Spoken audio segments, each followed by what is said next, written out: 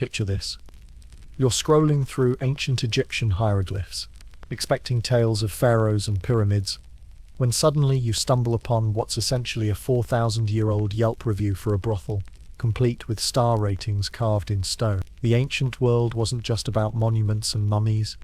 It was filled with real people living surprisingly relatable lives, making questionable decisions, and yes, even writing scathing reviews about their nightlife experiences. Tonight, we're diving into the parts of history your textbooks conveniently skipped over. If you're ready to learn what they definitely didn't teach you in school, settle in. This rabbit hole goes deeper than you think. Let's start with a reality check. When most people think of ancient Egypt, they picture Cleopatra's golden barge, or workers hauling limestone blocks under the blazing sun. What they don't picture is Nefertiti. Not that Nefertiti, just some woman named after the queen, counting her earnings from a night's work in a Memphis brothel, while her neighbor complains about the noise. But here's the thing about ancient Egypt. It was shockingly normal. Prostitution wasn't hidden in shadowy back alleys or whispered about in scandalized tones. It was as regulated and recognized as any other profession. Think of it like modern-day Nevada, but with more sand and significantly better eyeliner. The Egyptian approach to sex work was refreshingly practical. While other ancient civilizations were busy wrapping sexuality in layers of shame and taboo, Egyptians treated it like any other service industry. Need your sandals repaired? Visit the cobbler. Need your grain ground? Head to the miller. Need companionship for the evening? Well, there were professionals for that too.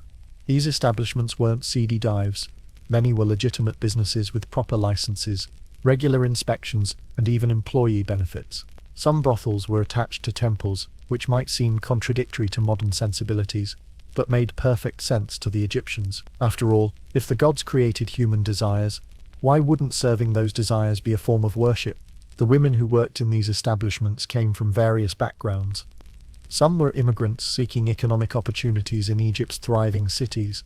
Others were locals who found this profession more lucrative than weaving linen or brewing beer. And yes, some were enslaved, but the picture is more complex than you might expect. Many sex workers in ancient Egypt had more legal rights and economic freedom than married women in other contemporary civilizations.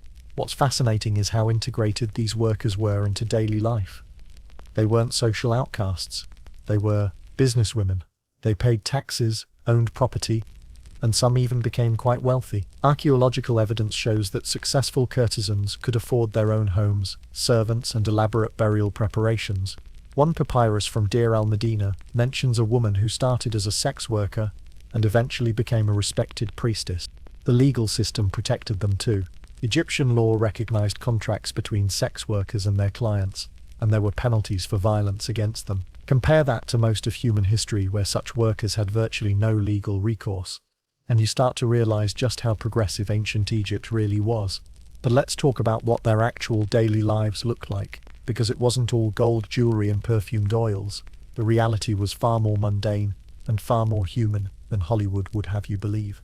Dawn in ancient Memphis didn't announce itself with alarm clocks or coffee makers. Instead, the city awakened to the sound of vendors setting up their stalls, children chasing geese through narrow streets, and the gentle lapping of the Nile against countless small boats bringing goods from up and down the river.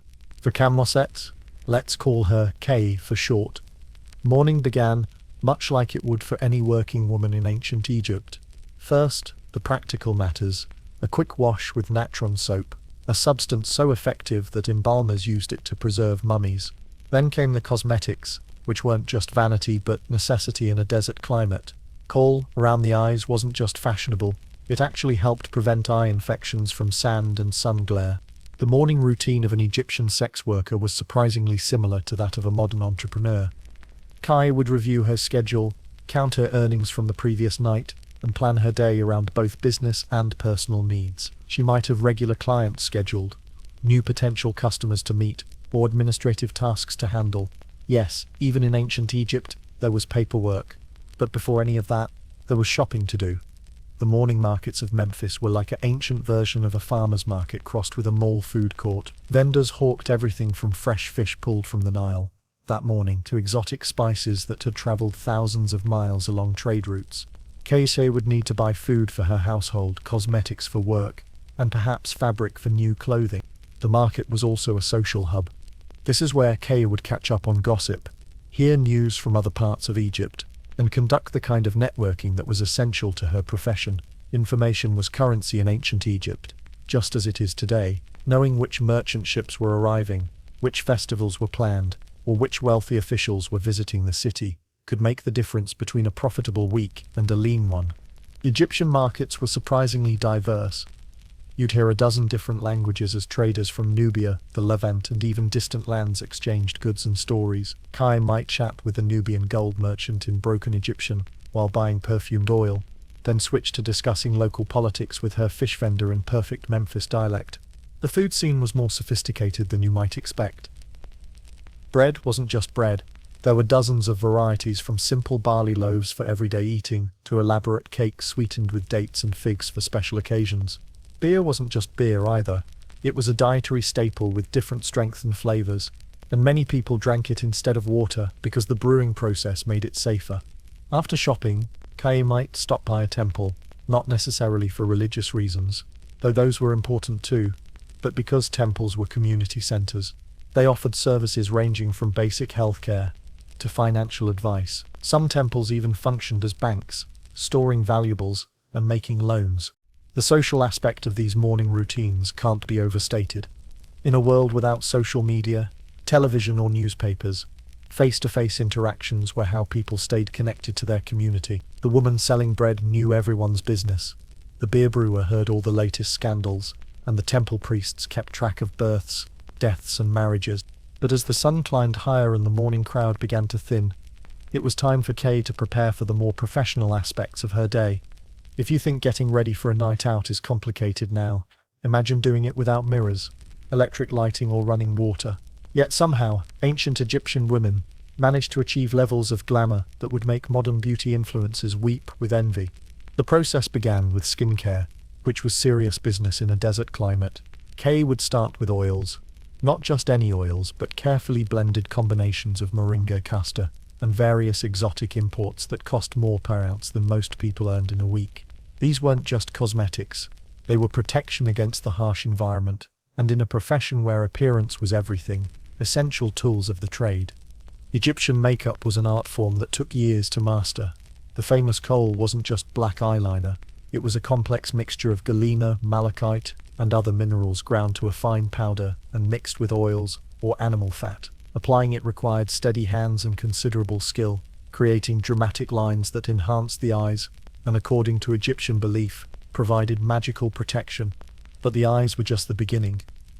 Egyptians had mastered the art of contouring thousands of years before YouTube tutorials made it mainstream. They used ochre and red clay to add color to cheeks and lips, and various powders to even out skin tone. The wealthy could afford imported cosmetics, antimony from distant mines, precious oils from exotic trees, and pigments that traveled along the same trade routes as gold and ivory. Hair was another crucial element. Egyptian women spent enormous amounts of time and money on elaborate hairstyles, wigs, and hair accessories. Natural hair was often hidden under intricately braided wigs made from human hair, or sometimes sheep's wool for everyday wear. The most expensive wigs were crafted from the hair of Nubian women, prized for its texture and ability to hold complex styles. Clothing was where creativity really shone. While Egyptian fashion might seem simple, linen tunics and dresses, the reality was far more sophisticated. The quality of linen varied enormously, from coarse everyday fabric to gossamer thin, royal linen so fine it was almost transparent. Colors came from expensive dyes, indigo from distant lands, purple from costly murex shells, and brilliant reds from madder root. Jewelry wasn't just decoration, it was investment, insurance, and advertisement, all rolled into one. A successful courtesan might wear gold armbands, intricate necklaces, and elaborate earrings that represented years of savings. But jewelry also served practical purposes. Certain metals were believed to have protective properties, and the right accessories could signal status, availability, or specialization to potential clients. The entire process of getting ready was ritualistic, almost meditative. Each step had meaning beyond mere appearance. Applying perfume wasn't just about smelling good. Different scents conveyed different messages. Lotus oil suggested purity and rebirth, while myrrh implied exotic sophistication. Even the order of dressing had significance. with certain garments and accessories worn in specific sequences for luck or protection. But perhaps the most important element was confidence. Egyptian women, regardless of their profession, carried themselves with a dignity and self-assurance that impressed visitors from other cultures. Greek and Roman writers often commented on the poise and sophistication of Egyptian women, noting how they moved through public spaces with an authority that was unusual for the ancient world. This confidence wasn't accidental, it was cultivated. Young women learned not just how to apply makeup or style hair, but how to carry themselves, how to speak, and how to navigate social situations. These skills were as important as any cosmetic technique, because in a profession built on personal interaction, personality was the ultimate product. Let's talk money. Because despite what romantic novels might tell you, ancient Egyptian sex work was fundamentally a business, and a surprisingly sophisticated one at that. The economic realities were complex, involving everything from taxation to investment strategies that would impress a modern financial advisor. Payment structures varied widely. Some arrangements were straightforward transactions, a set fee for specific services, paid in grain, beer, linen, or precious metals. But many relationships were more complicated, involving ongoing arrangements that might include housing, food, clothing, or even business partnerships. Think of it as ancient Egypt's version of various modern relationship dynamics, but with more explicit economic terms. The standard currency wasn't coins. Those wouldn't be widely used in Egypt for centuries yet. Instead, the economy ran on a complex system of bartering and standardized units of value.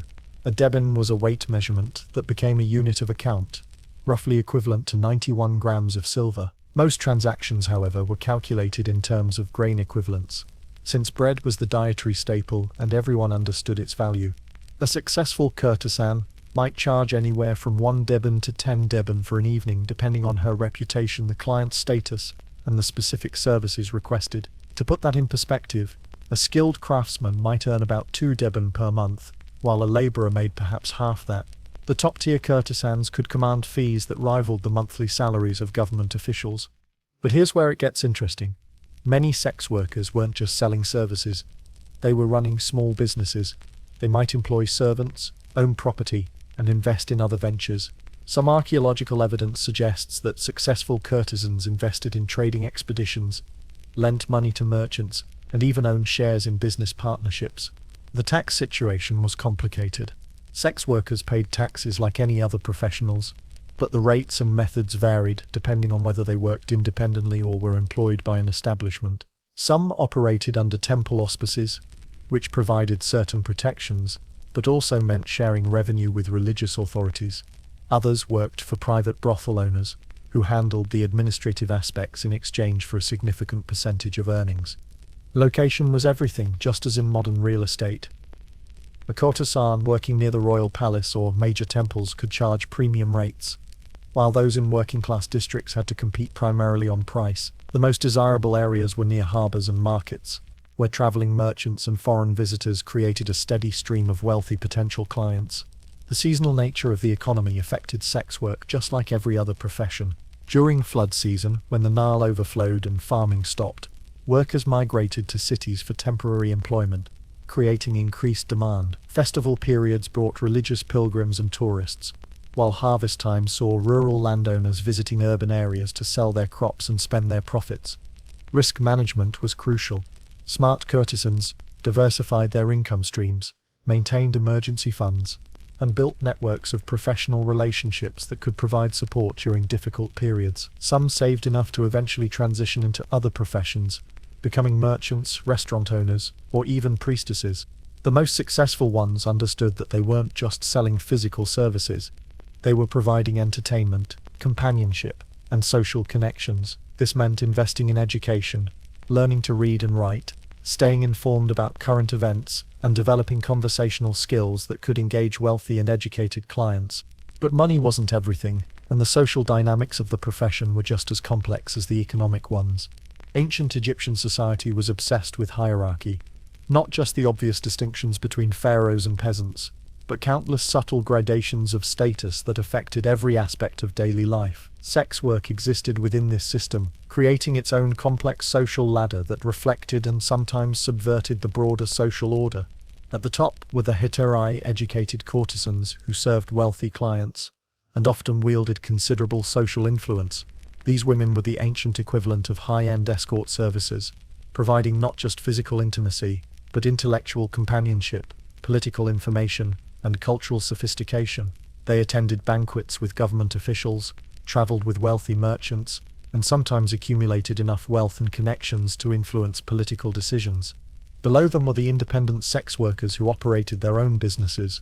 These women might own small establishments, employ servants, and cater to middle-class clients. Successful craftsmen, minor officials, and prosperous farmers visiting the city, they had more autonomy than employees, but also bore all the risks of self-employment. Then came those who worked for established brothels or temples. While they had less independence, they also enjoyed more security, regular income, protection from violence, and often healthcare and retirement benefits that were remarkably progressive for the ancient world. Some temple-affiliated sex workers held quasi-religious status, participating in fertility rituals and sacred ceremonies that gave them significant social respect. At the bottom of the hierarchy were enslaved women, and those forced into the profession by poverty or circumstance. However, even here, the Egyptian system was more humane than most ancient societies. Enslaved sex workers had legal protections, could eventually buy their freedom, and their children weren't automatically enslaved. Professional networking was essential at every level. Successful courtesans maintained relationships with other sex workers, sharing information about clients, warning each other about dangerous situations, and sometimes collaborating on business ventures. These networks also provided emotional support in a profession that could be isolating and emotionally demanding.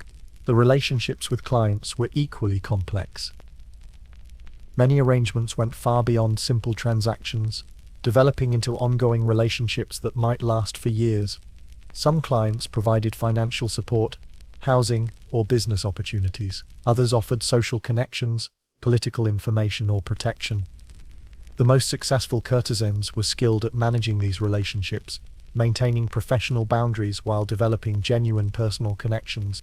Interestingly, Egyptian sex workers often had more social mobility than women in other professions. A talented and ambitious courtesan could accumulate wealth and connections that allowed her to transition into other roles, becoming a merchant, a priestess, or even marrying into wealthy families. While other ancient societies stigmatized sex workers permanently, Egyptian culture allowed for reinvention and social advancement. The profession also created unique opportunities for education and cultural participation. High-end courtesans needed to be conversant in literature, politics, music, and current events. This meant they often received better educations than most women, including learning to read and write, skills that only a small percentage of the population possessed. Religious attitudes were surprisingly positive. Many Egyptian deities were associated with sexuality and fertility, and sex was viewed as a natural and healthy part of life. Some temples employed sacred prostitutes who participated in religious ceremonies, and the profession was seen as serving important social functions rather than being morally problematic. However, this doesn't mean Egyptian society was entirely progressive. Women in sex work still faced discrimination and violence, and their legal protections, while better than most ancient cultures, were far from perfect. The social acceptance varied significantly by region, social class, and historical period. The most fascinating aspect was how these women navigated between their professional roles and their private lives, creating identities that were both public and deeply personal. Let's step into Kay's world for a typical day, because the reality of ancient Egyptian life was far more mundane and far more relatable than the dramatic scenes carved on tomb walls suggest. Her day began before dawn, not because she was an early riser by nature, but because Egyptian cities were hot, crowded, and noisy once the sun came up. The pre-dawn hours offered the only quiet time for personal reflection and preparation. After her morning ablutions and a simple breakfast of bread, beer, and perhaps some fruit, she would review her schedule for the day. Living arrangements varied enormously depending on success level and personal preferences. Entry-level sex workers might share rooms in boarding houses or live in quarters provided by brothel owners. But successful courtesans often maintained their own households, complete with servants, furniture that would impress modern antique collectors, and amenities that rivaled those of wealthy merchants. Kay had reached the point where she could afford her own small house in a respectable district of Memphis. It wasn't luxurious by royal standards, but it was comfortable. 3 rooms arranged around a small courtyard, with a kitchen area, sleeping chamber, and reception room where she met clients. The walls were decorated with painted scenes, not the elaborate artwork of tomb paintings, but cheerful domestic images that made the space feel welcoming. Household management was a constant concern. Without refrigeration, fresh food had to be purchased daily or every few days. Servants required supervision and payment. Furniture and clothing needed regular maintenance. The house itself required constant attention. Mud brick walls needed periodic repair. Roof materials required replacement after windstorms, and the eternal battle against sand, dust, and insects was never-ending. The workday schedule was surprisingly flexible. While some clients preferred evening appointments, others wanted daytime meetings. Traveling merchants might need to conduct business during their brief stays in the city. Wealthy officials sometimes requested companionship for afternoon banquets or river excursions. This meant that Kay's schedule was constantly changing, requiring considerable organizational skills. Client meetings weren't always what modern people might expect. Many arrangements involved social companionship rather than purely physical services. A wealthy but lonely merchant might hire a courtesan to accompany him to dinner, attend a theatrical performance, or simply provide conversation during a long evening. These social aspects of the profession required cultural knowledge, conversational skills, and emotional intelligence. The physical workspace was important too. Kaya's reception room was carefully arranged to create the right atmosphere. Comfortable furniture, pleasant lighting from oil lamps, incense to provide appealing scents, and wine or beer for social lubrication. Every detail was chosen to make clients feel welcomed and relaxed. From the quality of the textiles to the selection of music, documentation was surprisingly important. Successful courtesans kept records of regular clients, their preferences, payment schedules, and important personal information. This might seem clinical, but it was essential business practice. Remembering that a client's son had recently married, or that he preferred Syrian wine over Egyptian beer, could make the difference between a one-time transaction and a long-term arrangement. Personal time was precious and carefully guarded. Like any service professional, Egyptian sex workers needed time to maintain their health, appearance, and emotional well-being. This might involve visits to physicians or healers, time for exercise and physical maintenance, religious observances, or simply relaxation with friends and family. The distinction between work and personal life wasn't always clear-cut.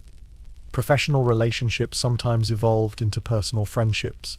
Clients might become patrons who provided ongoing financial support. Fellow sex workers often became chosen family members who provided emotional support and practical assistance.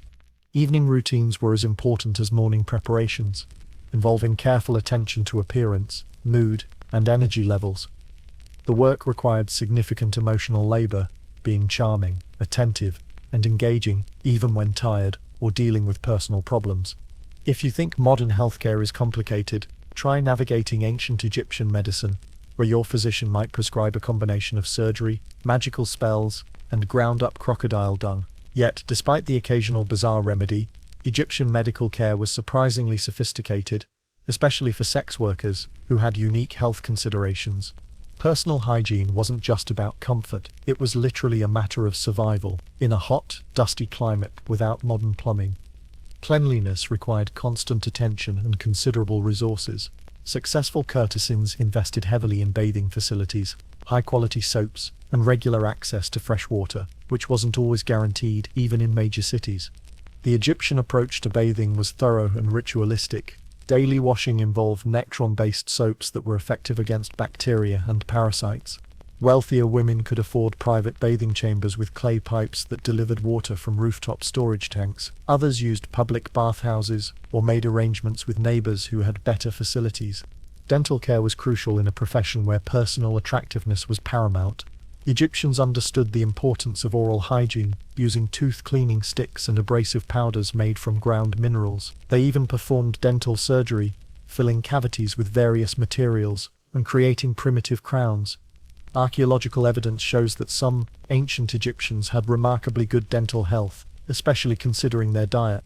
Contraception was both a professional necessity and a personal choice. Egyptian medical papyri described various birth control methods, from barrier devices made from crocodile dung and honey, to oral medications containing ingredients that modern science has confirmed to have contraceptive properties. While these methods weren't always effective, they demonstrate that ancient Egyptians understood reproductive health and took active steps to control fertility. Sexually transmitted infections were a recognized medical problem.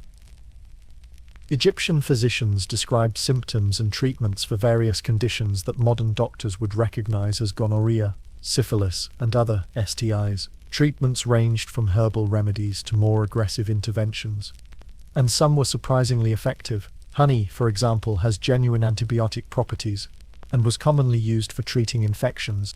Regular medical checkups were standard practice for successful courtesans. They maintained relationships with physicians who understood their profession and could provide appropriate care. These medical professionals were often discreet and specialized in treating sex workers, developing expertise in reproductive health, infectious diseases, and the psychological aspects of the profession. Mental health was also a concern, though not necessarily understood in modern terms. Egyptian medicine recognized that emotional and psychological well-being affected physical health. They had treatments for what we might now call depression, anxiety, and stress-related conditions. Many remedies involved lifestyle changes, dietary adjustments, and social support, rather than pharmaceutical interventions.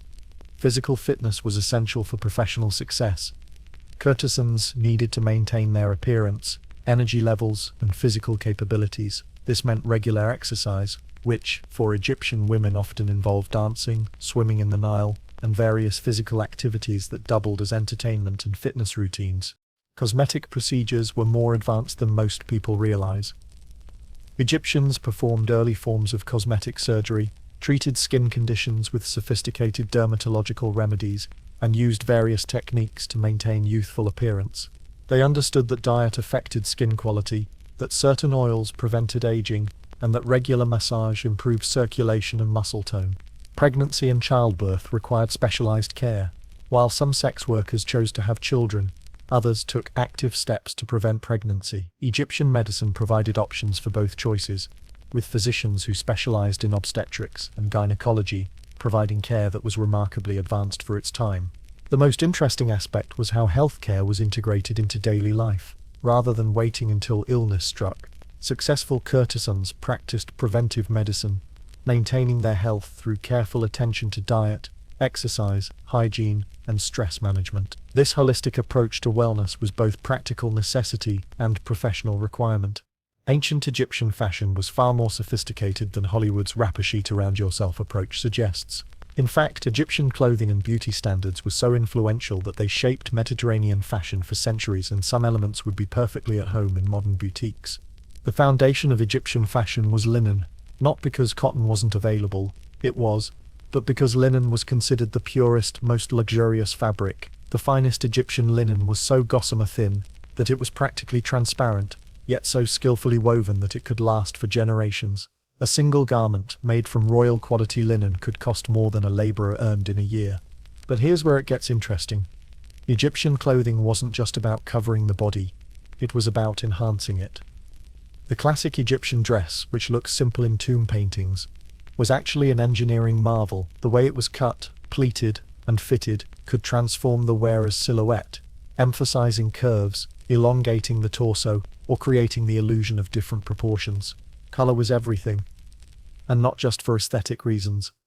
Certain colors were associated with specific social classes, professions, and even magical properties. Red symbolized power and vitality, blue represented rebirth and the heavens, while white signified purity and sacred status. A courtesan's wardrobe would include carefully chosen colors that conveyed specific messages about her status, availability, and specialization. The pleating techniques were incredibly sophisticated. Egyptians had mastered dozens of different pleating styles, from simple parallel folds to complex geometric patterns that required mathematical precision to achieve.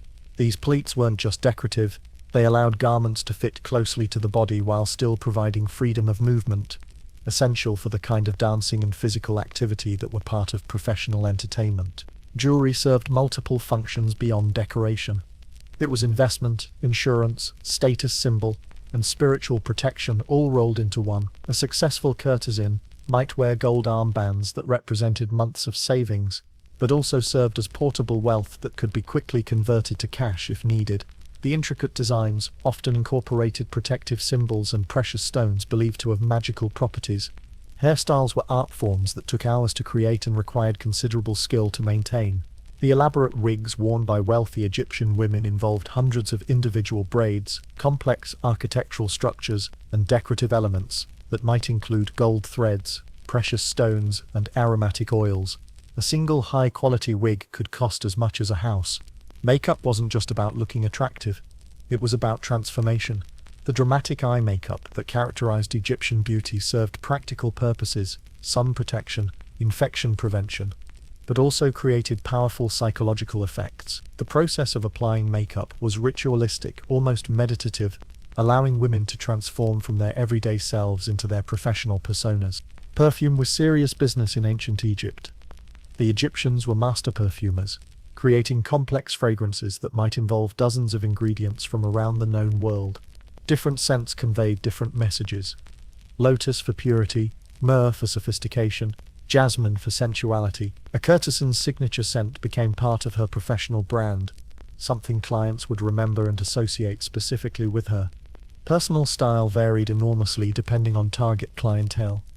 A courtesan who served foreign merchants might adopt international fashion elements, Persian-style jewelry, Nubian textile patterns, or Greek-influenced hairstyles. Those who specialized in serving Egyptian officials might emphasize traditional elements and conservative styling. The seasonal nature of fashion was important too. Summer clothing needed to be light and breathable, while still maintaining elegance. Winter garments required more coverage without sacrificing style. Festival clothing needed to be spectacular enough to stand out in crowded celebrations, while everyday wear had to be practical for business and household management. But perhaps the most remarkable aspect was how Egyptian beauty standards celebrated diversity. While modern fashion often promotes a narrow ideal, Egyptian art and literature suggest that beauty came in many forms: tall and short women, different skin tones, various body types. All could be celebrated and considered attractive with the right styling and presentation. The key was understanding how to work with individual features rather than trying to conform to a single standard. Here's something that might surprise you: ancient Egyptian sex workers weren't religious outcasts hiding in the shadows of society. In fact, many were deeply spiritual people whose profession was sometimes directly connected to religious practice. The Egyptian approach to sexuality and spirituality was far more integrated and far more complex than most ancient cultures. Many Egyptian deities were associated with sexuality, fertility, and pleasure. Hathor, the goddess of love and beauty, was particularly important to sex workers. She wasn't some minor deity relegated to the sidelines. Hathor was one of the most popular and widely worshipped goddesses in Egypt, with temples throughout the country. Courtesans often wore her symbols, participated in her festivals, and sought her protection in their professional lives. Some brothels were actually attached to temples, creating a direct connection between religious worship and sexual services. This wasn't seen as contradictory or scandalous. It was understood as serving the goddess by fulfilling human needs that she had created. Temple-affiliated sex workers often held semi-religious status, participating in fertility rituals, seasonal celebrations, and ceremonies designed to ensure agricultural abundance. Daily religious observances were as important to courtesans as to any other Egyptians. Morning prayers, offerings of food and drink to household gods, and evening rituals were standard practice. Many sex workers maintained small shrines in their homes, complete with statues, incense burners, and offering tables where they could perform private devotions. The Egyptian calendar was filled with religious festivals that provided both spiritual fulfillment and business opportunities. The Opit festival, celebrating the marriage of Amun and Mut, brought thousands of pilgrims to Thebes. The beautiful festival of the valley honored the dead and involved elaborate processions and celebrations. These events created increased demand for entertainment services, while also providing opportunities for religious participation. Personal protective magic was crucial in a profession that involved physical and emotional vulnerability. Courtesans often wore amulets, used protective spells, and performed rituals designed to ensure safety, health, and prosperity. These weren't considered superstitions. They were practical applications of religious knowledge designed to provide real protection against real dangers. The relationship between sexuality and spirituality in Egyptian thought was sophisticated and nuanced.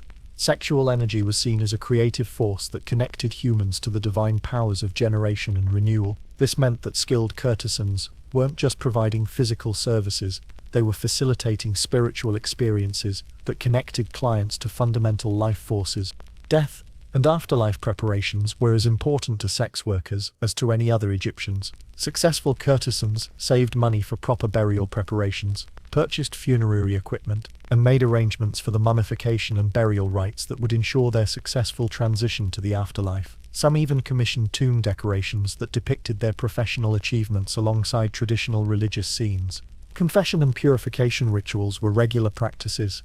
Egyptians believed that moral and spiritual cleanliness were as important as physical hygiene, and they had elaborate systems for confessing wrongdoing and purifying themselves from various types of contamination. Sex workers participated in these rituals like any other professionals, seeking spiritual cleansing and renewal. The concept of ma'at, truth, justice, and cosmic order applied to all aspects of life, including sex work. Honest dealing with clients, fair treatment of employees and colleagues, and ethical business practices weren't just good business, they were religious obligations that would be judged in the afterlife. Many courtesans took these responsibilities seriously, viewing their profession as a way of serving Ma'at by providing honest services and maintaining social harmony. Seasonal religious observances marked the rhythm of professional and personal life. The flooding of the Nile was accompanied by festivals celebrating renewal and fertility. Harvest celebrations provided opportunities for thanksgiving and community participation. Solar festivals marked the passage of time and provided occasions for reflection and spiritual renewal. The integration of religious and professional life created a framework of meaning that went far beyond simple commercial transactions. Egyptian cuisine was far more sophisticated than most people imagine, and for sex workers who often entertained clients during meals, understanding food culture was essential professional knowledge. The ability to order appropriate dishes, conduct dinner conversation, and navigate complex dining etiquette could make the difference between a successful evening and a social disaster. Bread was the foundation of Egyptian diet, but saying bread doesn't begin to capture the variety available. There were dozens of different types, from simple barley loaves eaten by laborers to elaborate cakes made with emmer wheat, sweetened with dates and figs, and shaped into intricate designs. A courtesan entertaining a wealthy client needed to know which breads were appropriate for different occasions and how to serve them properly. Beer wasn't just an alcoholic beverage, it was a dietary staple consumed by everyone from children to priests. Different strengths and flavors were available, and the choice of beer served to a client conveyed specific social messages. Weak beer was everyday drinking, while strong flavored varieties were reserved for special occasions. Some beer was thick enough to eat with a spoon, providing substantial nutrition along with mild intoxication.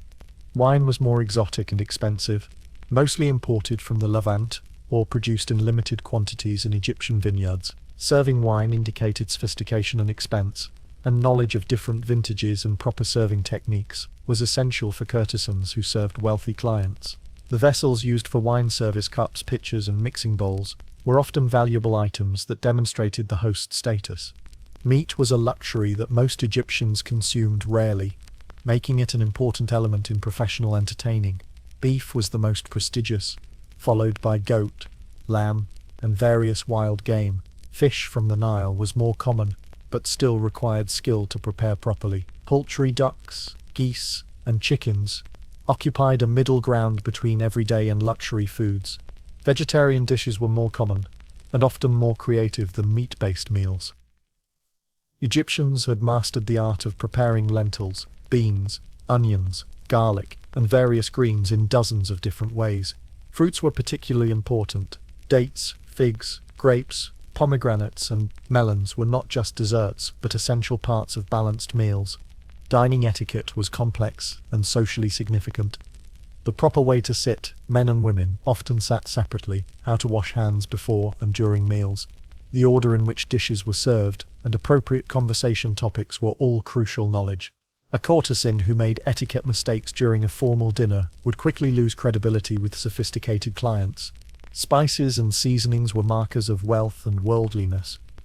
Common seasonings included salt, honey, and various herbs, but exotic imports like cinnamon, cardamom, and black pepper were extremely expensive and demonstrated connections to international trade networks. Knowing how to use these seasonings properly required considerable culinary education. Food preparation was often a social activity, especially for special occasions. Clients might enjoy participating in or observing the cooking process, making culinary skills another form of entertainment that courtesans could provide. The ability to prepare interesting dishes, explain cooking techniques, and create an enjoyable dining atmosphere was valuable professional capability.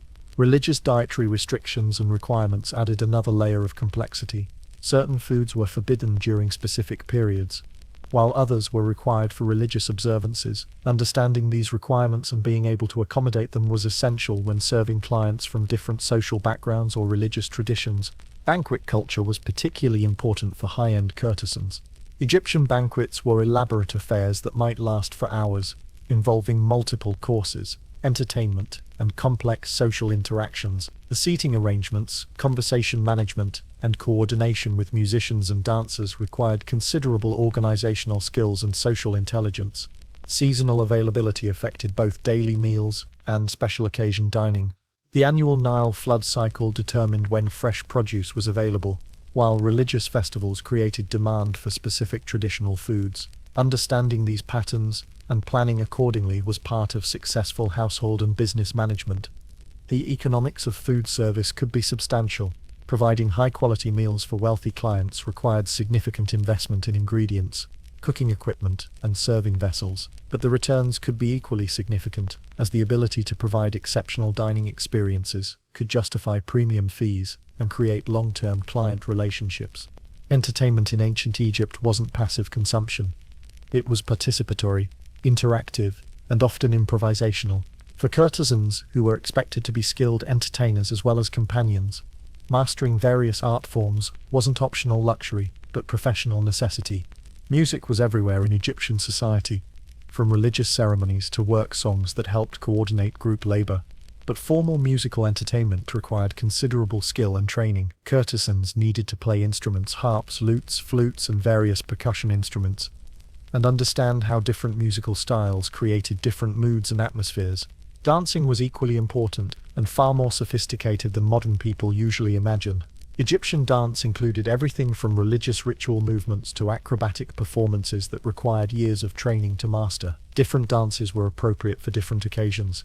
Stately ceremonial dances for formal banquets, lively folk dances for casual gatherings, and sensual performance dances for intimate entertainments. Storytelling was an art form that required both memory and creativity.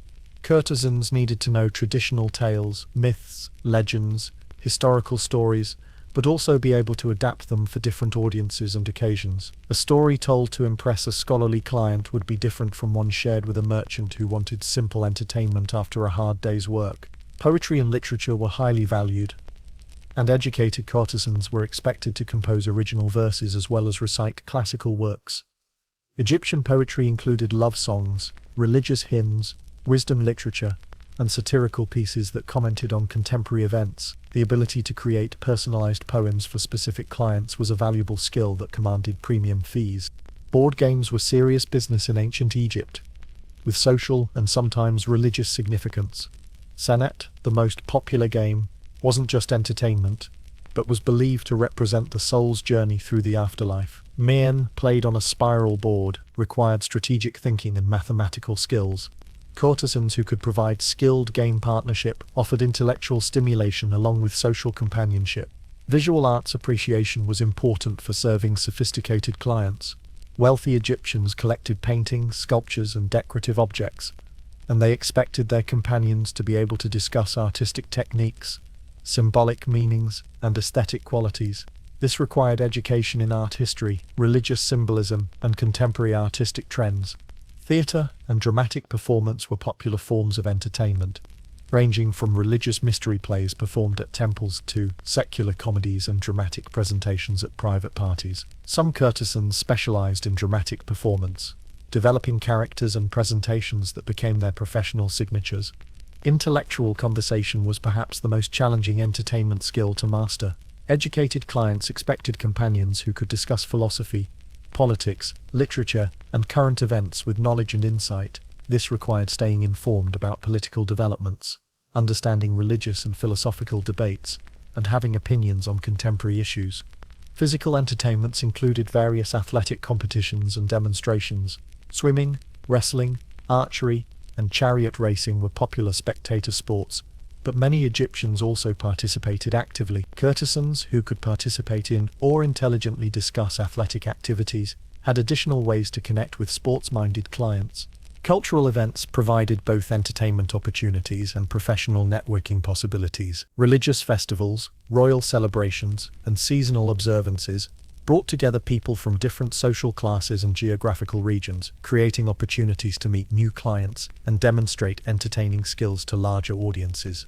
International cultural exchange was increasingly important as Egypt's trade networks expanded. Courtesans who could perform music, dances, or stories from other cultures, Nubian, Mesopotamian, or Mediterranean traditions, offered exotic entertainment that appealed to cosmopolitan clients and foreign visitors.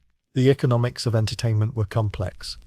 Basic entertaining skills were expected and included in standard fees, but exceptional artistic abilities could command substantial premiums. Some courtesans developed such renowned entertainment skills that they could charge separately for performances, essentially operating dual careers as sex workers and professional entertainers. Seasonal entertainment varied with religious and agricultural cycles. Flood season entertainment focused on indoor activities, music, storytelling, games, while harvest celebrations called for outdoor performances, dancing and group activities. Understanding these patterns and preparing appropriate entertainment for different seasons was part of professional competence. The legal status of sex workers in ancient Egypt was surprisingly complex and, in many ways, more progressive than most historical periods. While they certainly didn't enjoy complete equality or freedom from discrimination, Egyptian law provided protections and recognized rights that were remarkable for the ancient world. Contract law was well developed, and sex workers could enter into legally binding agreements with clients, employers, and business partners. These contracts might specify services to be provided, payment terms, duration of arrangements, and penalties for breach of agreement. Archaeological evidence shows that some courtesans maintained written contracts that were enforced by local courts. Property rights were particularly important. Unlike many ancient societies where women's property automatically belonged to male relatives, Egyptian law allowed women, including sex workers, to own real estate, business assets, and personal property in their own names. Successful courtesans could purchase houses, shops, and even agricultural land, building wealth that provided security and social mobility. Inheritance law was progressive by ancient standards. Sex workers could inherit property from family members, and could also leave inheritances to their chosen heirs, whether biological children, adopted children, or other selected beneficiaries. Some established endowments that provided ongoing income for temples or charitable purposes. Legal protection from violence was real, though not always effectively enforced. Egyptian law prescribed penalties for assault, rape, and other crimes against sex workers. While the social reality was undoubtedly more complicated than the legal theory, the existence of these laws provided some recourse for victims and established the principle that sex workers deserved legal protection. Taxation was both a burden and a form of recognition. The fact that sex workers paid taxes like other professionals implied legal recognition of their work as legitimate business activity. Tax records show that some courtesans paid substantial amounts, indicating significant income levels and business success. Employment law provided some protections for sex workers employed by brothels or other establishments. While these protections were limited by modern standards, they included provisions for safe working conditions, regular payment, and procedures for resolving disputes between employers and employees. Family law was particularly complex for sex workers. Marriage was possible, though it might require careful negotiation of financial arrangements and social expectations. Children of sex workers had legal rights and could inherit property, though they might face social discrimination. Some courtesans arranged adoptions or other legal arrangements to provide better opportunities for their children. Court proceedings show that sex workers could both sue and be sued, testify as witnesses, and participate in legal proceedings as equal parties. While their testimony might carry less weight than that of high-status individuals, they weren't automatically excluded from legal processes. Commercial law recognized sex work as a legitimate business activity subject to the same regulations as other service industries. This meant that sex workers could form business partnerships, obtain licenses for certain activities, and participate in commercial networks alongside other entrepreneurs. Regional variations were significant. Legal protections and social attitudes varied considerably between different parts of Egypt, and changed over the centuries as political and cultural conditions evolved. What was acceptable in cosmopolitan Memphis might be viewed differently in conservative rural areas. International law was relevant for sex workers who served foreign clients or worked in port cities with significant international populations. Egyptian law had to accommodate different cultural expectations and legal traditions while maintaining domestic legal standards. Legal representation was available, though expensive. Wealthy courtesans could hire scribes and legal advocates to help with contract negotiations, property transactions, and court proceedings. Some developed long-term relationships with legal professionals who understood their unique professional needs. Dispute resolution mechanisms included both formal court proceedings and informal mediation processes. Many conflicts were resolved through negotiation and compromise rather than formal litigation, which was expensive and time-consuming for all parties involved. The most remarkable aspect was how Egyptian law treated sex work as a normal part of economic life, rather than as a moral or criminal issue, creating a legal framework that provided real protections and opportunities. The business of sex work in ancient Egypt wasn't conducted in isolation. It was integrated into complex economic networks that connected courtesans to merchants, craftsmen, temple administrators, government officials, and international traders. Understanding these relationships reveals just how sophisticated ancient Egyptian commerce really was. Banking services were essential for successful courtesans, though banking looked very different from modern institutions. Temples often functioned as banks, accepting deposits, making loans, and facilitating transactions. Wealthy courtesans might maintain accounts with multiple temple banks, diversifying their financial resources and creating relationships that provided both economic services and social protection. Investment opportunities were more varied than most people realize. Successful courtesans invested in trading expeditions, purchasing shares in merchant ventures that traveled to Nubia for gold, to the Levant for cedar wood and wine, or to Punt for exotic spices and incense. These investments could provide substantial returns, but also carried significant risks if expeditions failed or were attacked by bandits. Real estate was a particularly important investment category. Urban property provided rental income and appreciated in value as cities grew. Some courtesans purchased agricultural land, either working it directly with hired laborers or leasing it to tenant farmers. Others invested in commercial properties, workshops, storage facilities, or retail spaces that they could rent to other entrepreneurs. Supply chain relationships were crucial for daily operations. Courtesans needed reliable suppliers for cosmetics, clothing, food, wine, and various luxury goods used in entertaining clients. Developing relationships with trustworthy merchants who could provide consistent quality at reasonable prices required careful negotiation and ongoing relationship management. Partnership arrangements took many forms. Some courtesans formed business partnerships with other sex workers, sharing expenses, resources, and client referrals. Others partnered with entrepreneurs in different industries. A courtesan might invest in a wine merchant's business in exchange for preferred access to high-quality products for entertaining clients. Credit systems were essential for managing cash flow fluctuations. Courtesans might extend credit to regular clients, especially those whose payment schedules were tied to seasonal business cycles. They also needed access to credit themselves for large purchases or business investments. These credit relationships required careful assessment of risk and ongoing monitoring of financial conditions. Insurance wasn't available in the modern sense, but Egyptians developed various risk-sharing mechanisms.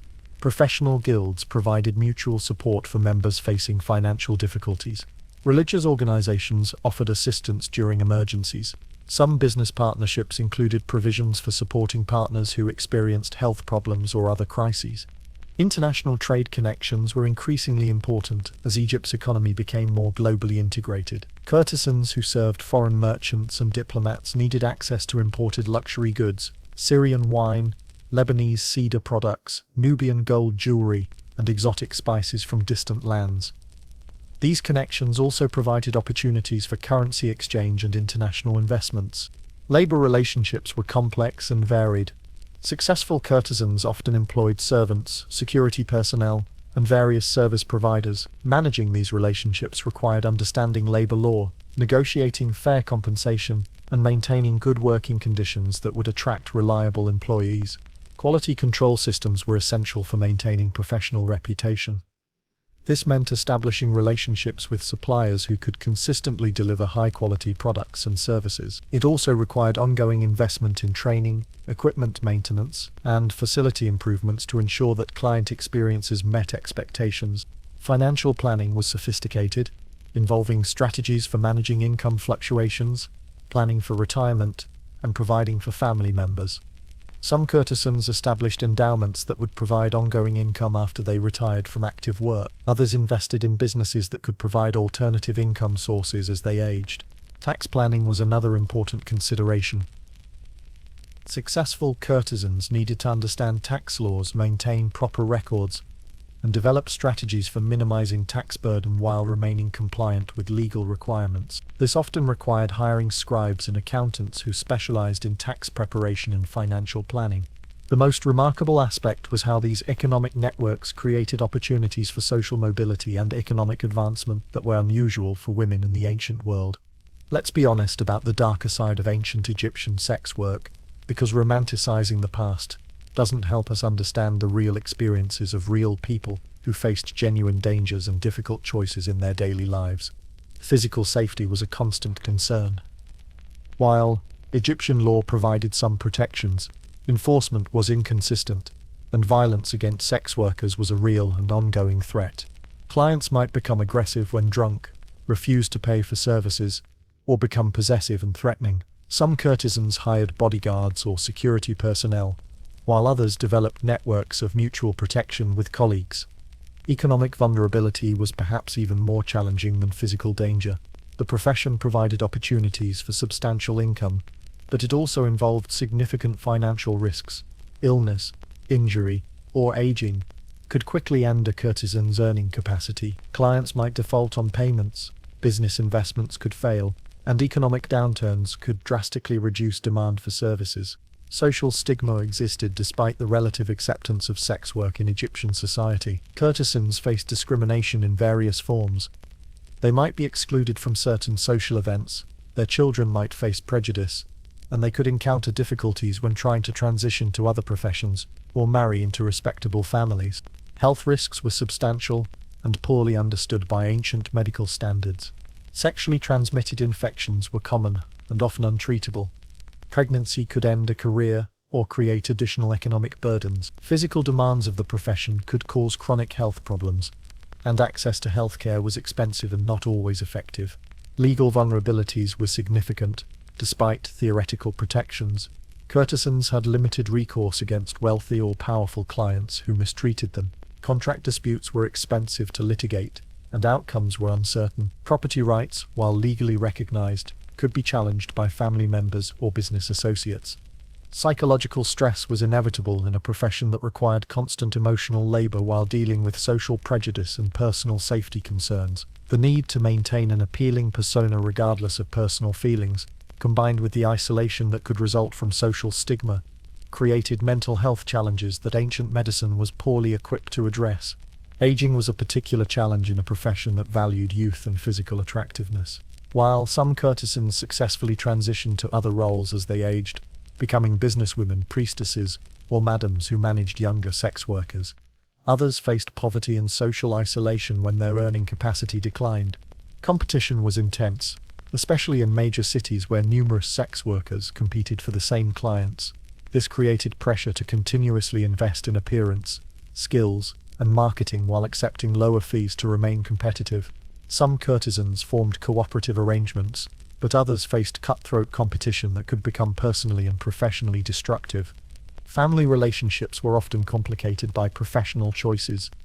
Some families supported members who chose sex work as an economic strategy, while others rejected them entirely. The profession could create barriers to marriage and child-rearing that had long-term personal and financial consequences. Coping strategies were diverse and creative. Many courtesans formed strong professional networks that provided emotional support, shared resources, and mutual protection, Some invested heavily in education and skill development to create alternative income sources. Others focused on building long-term relationships with reliable clients who provided ongoing financial security. Religious and spiritual practices provided important emotional and psychological support. Many courtesans were deeply devout, finding meaning and comfort in their relationships with protective deities and participating actively in religious communities that provided social connection and support systems. Financial planning became a survival skill, with successful courtesans learning to save money during profitable periods, diversify their investments, and create multiple income streams that could provide security during difficult times. Some established businesses that could eventually provide income without requiring their direct participation. Professional specialization was another adaptation strategy. Rather than competing in general markets, some courtesans developed specialized skills or served particular niches. Foreign clients, specific fetishes, or particular social classes that reduced direct competition and allowed for premium pricing. The most successful coping strategy was often building chosen family networks, creating supportive relationships with other sex workers, loyal clients, and sympathetic community members who provided the emotional and practical support that biological families might not offer. What happened to successful courtesans when their careers ended? This question reveals some of the most fascinating aspects of ancient Egyptian social mobility and the long-term strategies that smart sex workers used to create security and meaning in their later years. Retirement planning was essential, because physical attractiveness and sexual appeal inevitably declined with age. The wisest courtesans began preparing for retirement early in their careers, understanding that their earning potential was time-limited and that they needed to create alternative income sources before their primary profession became unsustainable. Business ownership was the most common transition strategy. Many retired courtesans used their accumulated wealth and business experience to become entrepreneurs in other industries. They might purchase workshops that produced textiles, cosmetics, or luxury goods. Others invested in retail establishments, restaurants, or boarding houses that served the same markets they had once worked in personally. Brothel management was a natural career evolution for many sex workers. Their professional experience provided essential knowledge about client preferences, worker management, and business operations. Some purchased existing establishments while others founded new ones, creating employment opportunities for younger women while generating ongoing income for themselves. Religious careers offered another transition path, though this might seem contradictory to modern sensibilities. Egyptian religion was more accepting of sexual experience than many later traditions, and some former courtesans became priestesses, temple administrators, or religious teachers. Their life experience was sometimes seen as providing wisdom and understanding that enhanced their spiritual authority. Marriage was possible, but required careful negotiation. Some courtesans married wealthy clients who had developed long-term relationships with them. Others married fellow entrepreneurs or professionals who valued their business skills and accumulated wealth more than their sexual history. These marriages were often as much business partnerships as romantic relationships. Mentorship roles allowed retired courtesans to monetize their knowledge and experience.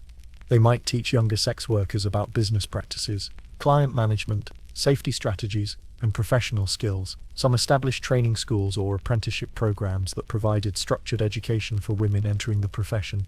Investment management became a full-time occupation for some successful retirees. Their accumulated wealth required ongoing attention, managing properties, overseeing business investments, and making new financial decisions. Some became informal bankers, lending money to other entrepreneurs, and managing investment portfolios for wealthy clients. Patronage activities were important for wealthy retired courtesans who wanted to create positive legacies and gain social respect. They might sponsor temple constructions, fund public works projects, or support charitable activities that benefited their communities. These investments in social good could help overcome lingering stigma from their professional histories. Family creation took many forms for retired sex workers. Some had biological children during or after their careers. Others adopted children or created chosen family relationships with younger colleagues, servants, or community members. These family relationships provided emotional fulfillment and practical support during aging. Artistic pursuits allowed retired courtesans to explore creative interests they might not have had time for during their working years. Some became serious musicians, dancers, or visual artists. Others wrote poetry or literature that drew on their life experiences. These artistic activities provided personal satisfaction and sometimes additional income. Travel became possible for wealthy retirees who could afford to explore Egypt and neighboring regions. Some made religious pilgrimages to important temples and sacred sites. Others traveled for business purposes, exploring investment opportunities, or visiting family and friends in distant locations. Healthcare management became increasingly important with aging. Retired courtesans often had accumulated health problems from their working years and needed ongoing medical attention. Those who had been financially successful could afford the best available medical care and often became knowledgeable about health and wellness practices. Legacy planning was sophisticated among successful retired courtesans. They created wills that distributed their wealth among family members, employees, and charitable causes. Some established endowments that would provide ongoing support for temples, schools, or other community institutions long after their deaths. The most remarkable legacy was social. Many retired courtesans had demonstrated that women could achieve economic independence, accumulate substantial wealth, and create meaningful lives outside traditional family structures. Their success stories provided models for other women and contributed to the relatively progressive attitudes toward women that characterized ancient Egyptian society. Documentation of their lives through legal records, business documents, and funerary inscriptions provides modern historians with invaluable insights into women's experiences in the ancient world, revealing complex, accomplished individuals who defied simple categorization and created lives of remarkable achievement and complexity. The stories we've been exploring aren't just educated guesses or romantic fantasies. They're based on a treasure trove of archaeological evidence that provides remarkable insights into the daily lives of ancient Egyptian sex workers. Let's examine what the physical evidence actually tells us about these women and their world. Papyrus documents provide the most direct evidence, and they're surprisingly abundant. Legal contracts, business records, personal letters, and administrative documents mention sex workers in matter-of-fact terms that reveal how integrated they were into normal economic and social life. The Wilbur Papyrus, for example, includes tax records that list sex workers alongside farmers, craftsmen, and merchants, indicating their recognized status as legitimate taxpayers. Tomb paintings and decorations offer visual evidence. Their interpretation requires careful analysis. Many scenes that were once dismissed as purely mythological or symbolic are now understood to depict actual social practices. Banquet scenes showing entertainers and companions provide details about clothing, hairstyles, musical instruments, and social interactions that help reconstruct daily life experiences. Archaeological excavations of residential areas have revealed house foundations, room layouts, and artifact distributions that illuminate living conditions and domestic arrangements. Some houses show evidence of having been modified for entertaining guests, with reception rooms, elaborate bathing facilities, and storage areas for luxury goods that suggest professional entertaining activities. Ostraca limestone flakes and pottery shards used for informal writing contain some of the most revealing evidence. These everyday documents include shopping lists, personal notes, business records, and casual correspondence that provide unfiltered glimpses into daily life. Some ostraca from Deir al-Medina mention payments to sex workers, complaints about services, and personal relationships that reveal the human side of commercial transactions. Funerary evidence is particularly rich because Egyptians invested heavily in burial preparations that reflected their earthly status and achievements. Tombs of wealthy courtesans contain grave goods, jewelry, cosmetics, clothing, and personal items that demonstrate their economic success and social positions. Some tomb inscriptions explicitly mention professional activities, indicating that sex work wasn't considered shameful enough to hide from the gods. Medical papyri provide evidence about health practices, contraceptive methods, and treatments for sexually transmitted infections. The Edwin Smith Papyrus and Ebers Papyrus contain medical knowledge that was clearly relevant to sex workers' professional needs, suggesting that physicians developed specialized expertise in treating this population. Literary texts offer insights into social attitudes and cultural values. Love poetry, wisdom literature, and narrative stories mention courtesans and sexual relationships in ways that reveal contemporary attitudes. The Turin erotic papyrus, while often treated as pornographic curiosity, actually provides valuable evidence about sexual practices and social relationships. The Administrative records from temples and government offices document the regulation and taxation of sex work.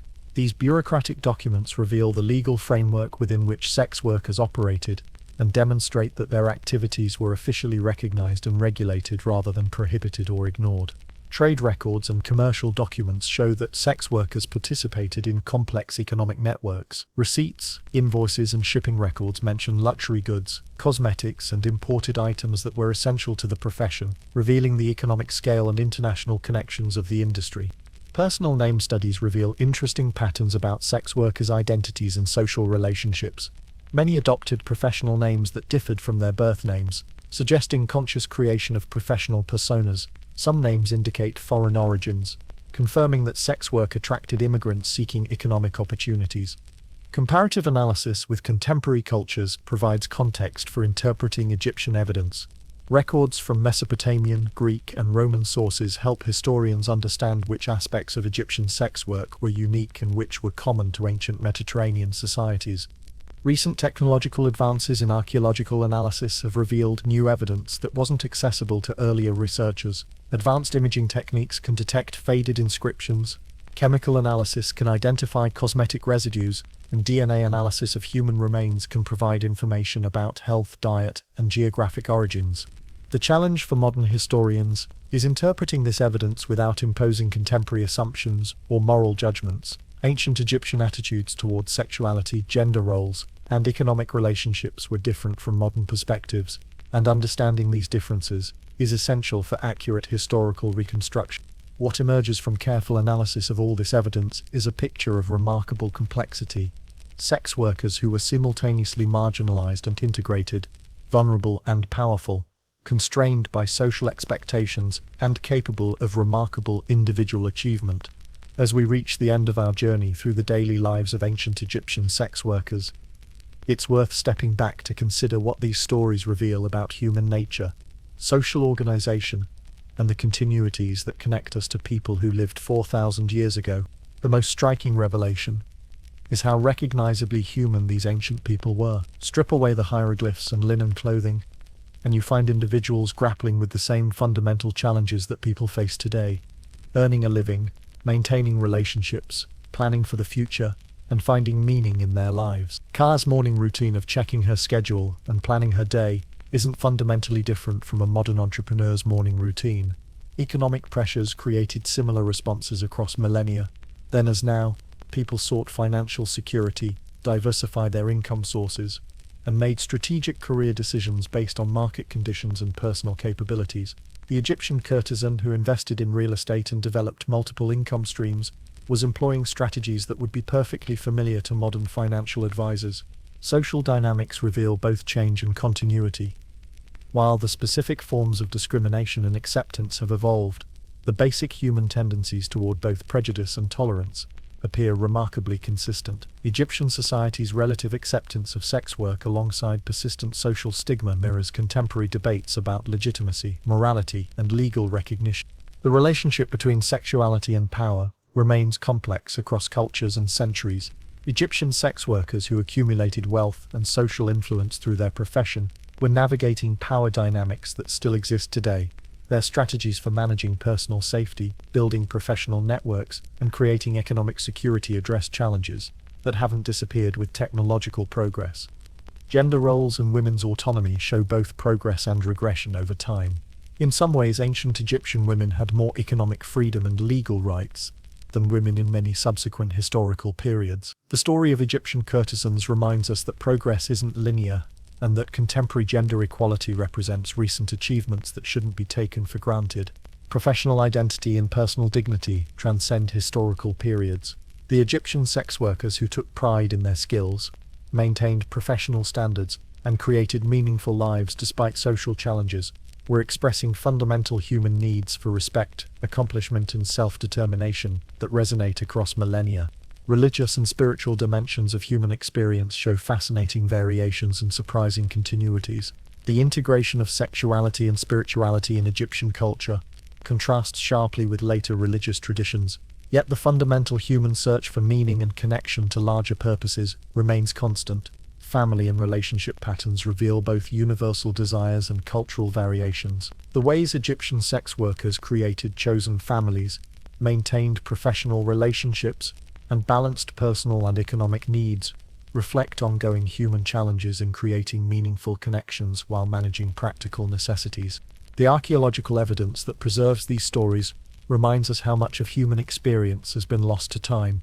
For every Egyptian courtesan whose name and story survives in documents and grave goods, thousands of others lived equally complex lives that left no trace. This should make us both grateful for the evidence we have and humble about the limitations of historical knowledge. Contemporary relevance of these ancient stories is profound. Current debates about sex work legislation, women's economic rights, social stigma, and individual autonomy all have precedence in ancient Egyptian society. While we shouldn't romanticize the past or assume that ancient practices were necessarily better, we can learn from their approaches to issues that remain challenging today. The ultimate lesson might be about the complexity and resilience of human beings.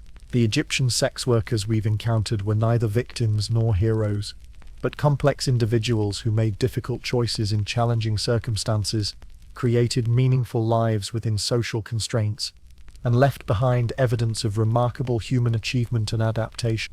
Their stories remind us that history is made by real people living real lives, making practical decisions about love, money, family, and survival. Behind every historical generalization are countless individual stories of people who were just trying to get by, find happiness, and create something meaningful with their limited time on Earth.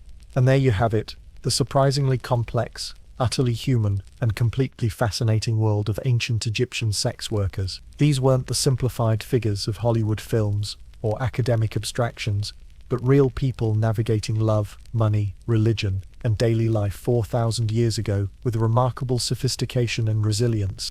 What strikes me most is how much these ancient stories illuminate our contemporary world. The economic strategies, social challenges, and personal victories of Egyptian courtesans offer insights that transcend historical periods and remind us that human nature, with all its complexity, creativity, and contradictions, remains remarkably consistent across time.